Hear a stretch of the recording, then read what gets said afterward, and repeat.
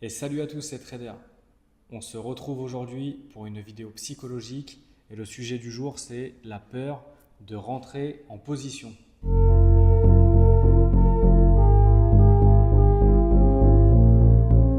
Alors, on va commencer. Je vais vous expliquer pourquoi vous ne cliquez pas, pourquoi vous avez peur de rentrer en position, pourquoi c'est un schéma qui se répète. Et à la fin de la vidéo, je vous donnerai un exercice à mettre en place si c'est votre cas. Comme tous les jours, vous êtes devant votre setup, vous passez la journée à regarder ce qui se passe, vous mettez vos zones, vous avez votre plan de trading, tout est clair. Vous voyez que ce que vous avez envie de voir est en train de se passer. Vous avez déjà calculé votre nombre de lots, vous avez déjà mis le calque sur TradingView. C'est le moment de cliquer et vous ne cliquez pas. Ça, je pense que chaque trader qui est dans le processus de rentabilité l'a déjà vécu ou le vit encore. Cette vidéo n'est pas là pour t'apprendre à être courageux, elle est là pour t'expliquer pourquoi ton cerveau te sabote, même quand tu fais tout correctement. Alors, aujourd'hui, on va parler d'un paradoxe, c'est que plus votre setup il est flagrant, plus c'est un setup 5 étoiles, et moins vous allez oser cliquer au début de votre apprentissage. Et en fait, tout ça, ça s'explique. Votre cerveau, logiquement, il voit une opportunité. En fait, sur votre plan, vous allez avoir écrit par exemple prise de liquidité H1, RR22 minimum et dans le sens du flux par exemple. Vous venez de lire ce que vous devez faire. Par contre, entre ce que vous devez faire et ce que vous allez faire, souvent il y a un monde. Votre cerveau, il va tout de suite faire le rapprochement entre quel est l'enjeu. L'enjeu dans le trading, ça va être de soit avoir raison, soit d'avoir tort. Le cerveau, il n'est pas réglé pour avoir tort. Il n'aime pas avoir tort. Parce que avoir tort, qu'est-ce que ça veut dire? Ça veut dire se remettre en question. Ça veut dire je n'ai pas bien fait les choses. Et ça, c'est une des choses les plus compliquées à travailler en trading parce que l'ego humain ne supporte pas quand vous n'avez pas raison. Et en fait, pourquoi votre cerveau va se mettre en mécanisme de défense? C'est uniquement parce qu'il ne comprend pas les probabilités. Le souci, c'est que le trading, c'est un jeu de probabilités. Vous allez perdre, vous allez avoir souvent tort, et le peu de fois où vous allez avoir raison fait de vous quelqu'un de rentable. Et votre cerveau, ce qu'il assimile, ce qu'il retient, c'est qu'à chaque fois que vous avez tort, eh bien ça vous blesse, ça vous fait du mal. Et pourquoi ça vous le fait notamment en trading? Parce qu'on parle d'argent. Ça veut dire que quand vous ouvrez votre MetaTrader et que vous avez tort, c'est une somme qui en plus écrit en rouge. Donc forcément pour votre cerveau, le rouge, ça signifie que c'est quelque chose d'hyper mauvais. Et en fait, quand vous travaillez, vous savez que vous gagnez de l'argent, vous savez que c'est quelque chose qui est quand même pas facile, l'argent ne tombe pas du ciel. Et donc il y a une certaine souffrance à perdre de l'argent. On n'est pas né pour ça. Personne n'est né pour perdre de l'argent. Le fait de cliquer au moment où vous devez le faire, votre cerveau se souvient du fait qu'il n'y a pas si longtemps que ça, peut-être la veille, peut-être il y a 2 jours, vous avez cliqué, vous n'aviez pas eu raison et vous en avez souffert.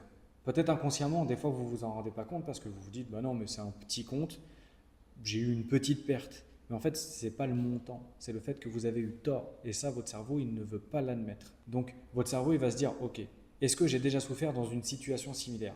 Si la réponse est oui, il signale un danger.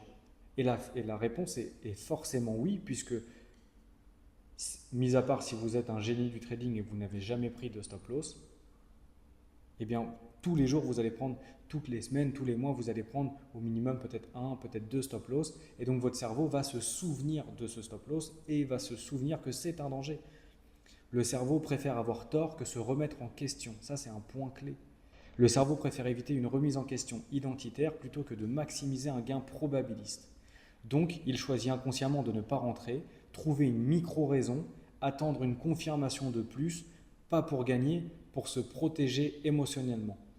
Combien de fois vous avez vu votre setup? Combien de fois vous vous êtes dit « Ok, c'est le moment, je dois rentrer en position » et au dernier moment, vous vous dites « Ah mais non, c'est pas tout de suite parce qu'en fait, il y a cette fair value gap juste en dessous ou il y a cette liquidité juste au-dessus. Je préfère attendre qu'ils prennent cette liquidité-là, même s'ils me donnent mon setup tout de suite, parce que je suis sûr que c'est à cet endroit-là que je devrais cliquer. » Eh bien non. Ça, encore une fois, c'est du mensonge, c'est du bruit. Moi, j'appelle ça le bruit, en fait. Quand vous allez rentrer en position, votre cerveau va faire un tas de bruit. Vous allez avoir un tas de raisonnements qui va être peut-être bon, parfois faux. Et en fait, sachez que ça, c'est uniquement vos émotions. Pourquoi la peur arrive sur les bons setups? Plus le setup est propre, plus l'attente a été longue, plus l'anticipation est forte, plus l'enjeu identitaire augmente. Inconsciemment, ton cerveau pense, celui-là, je dois le réussir. S'il échoue, c'est que le problème vient de moi. Ce n'est plus un trade, c'est un jugement de valeur. La mémoire émotionnelle, ça c'est quelque chose, j'en ai jamais entendu parler et pourtant c'est la chose qui moi m'a impacté dans mon trading pendant pratiquement plus d'un an. Votre cerveau, il est incapable de stocker 100 trades gagnants. Par contre, il est capable de stocker une vingtaine de trades qui vous ont fait du mal. D'ailleurs, je suis quasiment certain, on va faire un exercice tout de suite. Mettez-moi dans les commentaires votre pire trade et mettez-moi dans les commentaires 10 trades gagnants ou votre meilleur trade.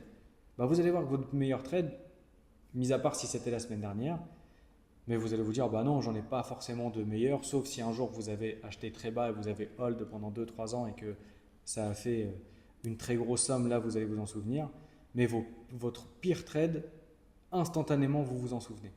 Vous savez si vous avez oublié une annonce éco et que vous étiez en propre firme, parce que la douleur émotionnelle est plus marquante que le plaisir d'un take profit.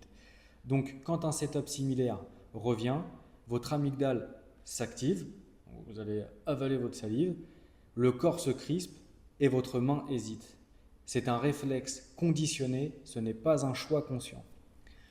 Pourquoi ne pas cliquer aggrave le problème? Eh bien là, on va toucher au piège majeur. Quand tu n'entres pas, le soulagement est immédiat, la peur baisse, le trade part sans toi, un petit peu de frustration, un peu de regret, beaucoup d'autocritique. Ton cerveau apprend une chose terrible, trader est égal à une tension plus de la frustration. Donc au trade suivant, la peur arrive beaucoup plus tôt, le blocage il est beaucoup plus fort. Et en fait, vous conditionnez votre cerveau à ne pas exécuter. Et en fait, vous êtes le souci. Vous allez encore me dire, oui, mais non, c'est parce que je ne suis pas encore assez bon techniquement, il me manque. Non. Tant que vous n'êtes pas capable, même avec une mauvaise technique, de rentrer sur les trades, aussi bons ou aussi mauvais soient-ils, vous devez corriger ça. Vous devez savoir rentrer en position sans aucune émotion avant même de vouloir être hyper bon techniquement. Ce que ça révèle sur le trader. La peur d'entrer sur les bons setups indique souvent un attachement excessif au résultat, un besoin de validation, une confusion entre performance et valeur personnelle. Ce sont souvent des personnes sérieuses, impliquées dans leurs activités, exigeants avec eux-mêmes. C'est loin d'être une faiblesse, c'est un excès d'investissement émotionnel. Et oui, parce qu'en général, quand on parle de personnes qui n'arrivent pas à cliquer, on peut dire que c'est un mauvais trader, il est nul, c'est quelqu'un qui n'est pas fait pour ça, ou alors c'est quelqu'un qui ne s'investit pas assez. Et en fait, c'est le total inverse. En fait, c'est quelqu'un qui tellement aime ce qu'il fait, il est tellement concentré dans ce qu'il fait, qu'il s'imagine beaucoup trop de résultats sur un court, moyen ou long terme. Et donc en fait, la déception de ne pas réussir à court terme fait qu'il remet tout le temps tout en question et donc se sabote lui-même et sabote ses résultats. Ça veut dire que si vous êtes à ce niveau-là dans votre progression, ne vous dites pas que vous êtes mauvais, ne vous dites pas que vous n'êtes pas fait pour ça. Vous avez juste un manque de compréhension de qui vous êtes, de pourquoi le trading est si dur, pourquoi tant de gens abandonnent, pourquoi tant de gens n'y arrivent pas. Alors qu'en fait, apprendre un pattern, apprendre un setup par cœur, c'est pas plus compliqué que travailler à l'usine. Vous voyez? Et je vais même rentrer plus loin. Je ne sais pas dans quoi vous travaillez, mais rappelez-vous votre premier jour de travail.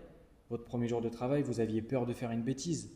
Vous aviez peur de casser quelque chose. Donc vous faisiez attention à tout et parfois vous ne preniez pas de décision par peur peut-être de faire mal ou de faire quelque chose de mauvais. Eh bien, sachez que le trading, c'est pareil. Sauf qu'en fait, c'est tous les jours la même répétition parce qu'en fait, vous allez tous les jours avoir cette peur de perdre ou de faire mal. Mais un bon trader perd et fait les choses mal tous les jours. La seule différence entre un mauvais et un bon trader, c'est son assiduité à faire les choses. Clé de compréhension majeure, ce n'est pas le marché qui te fait peur, c'est ce que ce trade raconte sur toi. À partir de là, tout change. le clic devient un acte neutre, le résultat devient une statistique et l'ego sort du trade. Ça, c'est hyper important, les amis. Il faut que la statistique, elle soit neutre, que ce soit un TP ou que ce soit un SL, ben c'est votre boulot, les gars. Ça veut dire que ça ne sert à rien d'être euphorique quand on va faire des TP, comme ça ne sert à rien d'être triste quand on va faire des SL. Parce que c'est l'ensemble de ces TP et de ces SL qui vont vous faire une courbe, et selon cette courbe, il y aura des axes d'amélioration. Oui, on va gagner de l'argent dans ce métier-là, puisque c'est le nerf de la guerre, mais en fait, c'est le nerf de la guerre de tous les métiers. Dès lors que vous travaillez dans quelque chose, dès lors que vous y passez du temps, vous gagnez de l'argent. Sauf que ici, vous mettez trop d'argent dans le résultat. Vous vous dites, j'ai perdu 800 euros. Stop, vous n'avez pas perdu 800 euros, vous n'avez pas perdu 1000 euros. Combien de pourcentage vous avez perdu? Vous avez un capital complet, vous avez perdu 1% sur ce trade. Ok, c'est ok. De toute façon, des pourcentages, vous allez en perdre plein, mais vous allez en gagner plein aussi. La seule manière de corriger ça, tu ne combats pas la peur, tu la désensibilises. Comme une phobie. Quelqu'un qui a perdu une araignée, on ne va pas lui dire qu'elle n'est pas dangereuse. Ça ne sert à rien, il en a peur. Qu'est-ce qu'on va faire? On va le confronter à l'araignée, doucement, en sécurité, un petit peu, une petite minute, puis 10 minutes, puis 20 minutes, et au bout d'un moment, ça se trouve, il va la prendre dans la main. Eh bien, c'est pareil. En trading, comment on fait? Eh bien, on va mettre des petits risques, on va mettre des petits lots, on va faire des clics répétés. On va faire des petites pertes répétées, des petits gains répétés. Et au bout d'un moment, votre cerveau, il va se dire, ok, je peux cliquer sans souffrir. Et seulement à ce moment-là, votre fluidité dans le trading s'impose. Puisque plus aucune émotion n'est liée au clic. Le clic, c'est uniquement un résultat. Et le résultat est uniquement la somme de plusieurs résultats. Et maintenant que tu comprends pourquoi ton cerveau bloque, la vraie question devient comment le reprogrammer sans se forcer. Puisqu'ici, il y a bien une chose à ne pas faire dans le trading, mais en fait, dans la psychologie tout court, c'est se forcer. Si vous avez peur des chiens, il ne faut pas se forcer à aller vers un chien. Vous allez avoir encore plus peur, vous allez vous frustrer, vous crisper et vous mettre en danger. C'est pareil sur le trading. Ça vient petit à petit. Sachez que de toute façon, la courbe d'apprentissage du trading, elle est longue. C'est un temps long. Nous, on a l'habitude de vivre sur des temps courts. Et encore plus aujourd'hui avec TikTok, avec Instagram, avec tous les réseaux sociaux. On vit sur des temps courts. On prend nos shots de dopamine à la minute. Le trading, ça va être 1 an, 2 ans, 3 ans. Qui aujourd'hui a l'habitude de faire des formations et encore plus de faire des formations qui durent 3 ans? On veut tout de suite. Eh bien, sachez que si vous arrivez à être patient, si vous arrivez à combattre vos émotions, le trading, c'est exceptionnel.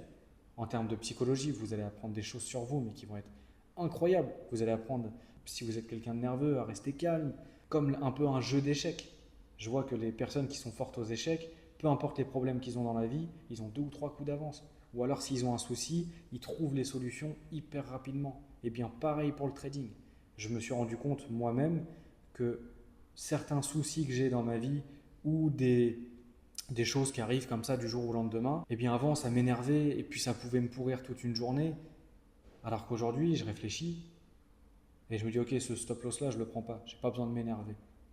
J'y vais calmement, étape par étape, qu'est-ce qui se passe? Comme avec les time frames, je passe de daily à H4 à M15, vous voyez? Ça veut dire que je vais décortiquer, qu'est-ce qui se passe? J'ai ça, ok, ça va me coûter tant et ça va me prendre combien de temps? Ça, c'est bon, c'est réglé, ok, j'ai compris. Je mets plus d'émotion. Je mets plus d'émotion dans ma vie de tous les jours. Je mets que de la rationalité. Si tu veux en savoir plus, clique sur le lien dans la description. N'hésitez pas à vous abonner, à me dire en commentaire ce que vous feriez comme travail ou ce que vous aimeriez mettre en place dans votre psychologie ou même quels sont la plupart de vos problèmes. On se retrouve bientôt dans une nouvelle vidéo. C'était Melvin Medusa. Merci d'avoir regardé la vidéo. À bientôt.